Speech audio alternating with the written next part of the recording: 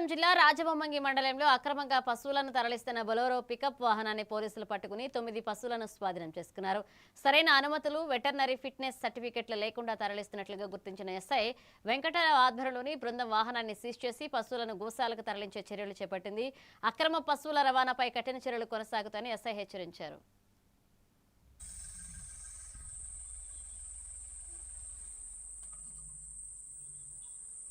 మాకు వచ్చిన సమాచారం మేరకు నిన్న సాయంత్రం రాజబొమ్మంగి ఆర్ఎండ్బి గెస్ట్ హౌస్ సెంటర్లో వెహికల్ చెకింగ్ నిర్వహిస్తుండగా ఒక బొలెరో పికప్ వ్యాన్లో 9 పశువులు హైవే కన్స్ట్రక్షన్ జరిగిన తర్వాత నుంచి మనకి ఎక్కువగా రోడ్ యాక్సిడెంట్స్ జరుగుతున్నాయి. ఎందువల్లంటే రోడ్లు చాలా విశాలంగా మంచిగా ఉండడం వల్ల చాలా స్పీడ్గా వెళ్తున్నారు. నెక్స్ట్ గోవులను కూడా రోడ్లపై వదిలేస్తున్నారు. వీటిని గమనించకుండా యువత చాలా ర్యాష్ డ్రైవింగ్ స్పీడ్గా వెళ్ళడం వల్ల యాక్సిడెంట్లు ఎక్కువగా అవుతున్నాయి.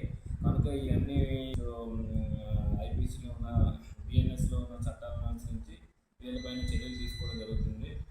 అదేవిధంగా మనకి మెయిన్ ఇంపార్టెంట్ ఏంటంటే గంజాయిని నిర్మూలించడం మన రాష్ట్ర ప్రభుత్వం యొక్క మెయిన్ ఉద్దేశం. కనుక ఈ మధ్యన మనం వీటిపై విరివిగా దాడులు చేసి కేసులు చేయడం జరుగుతుంది. కనుక యువత ప్రతి ఒక్కరు గమనించాల్సింది కనుక గంజాయి ట్రాన్స్పోర్టేషన్ ఇన్వాల్వ్మెంట్ ఉన్నా లేకపోతే గంజాయి సేవించిన వాళ్ళ మీద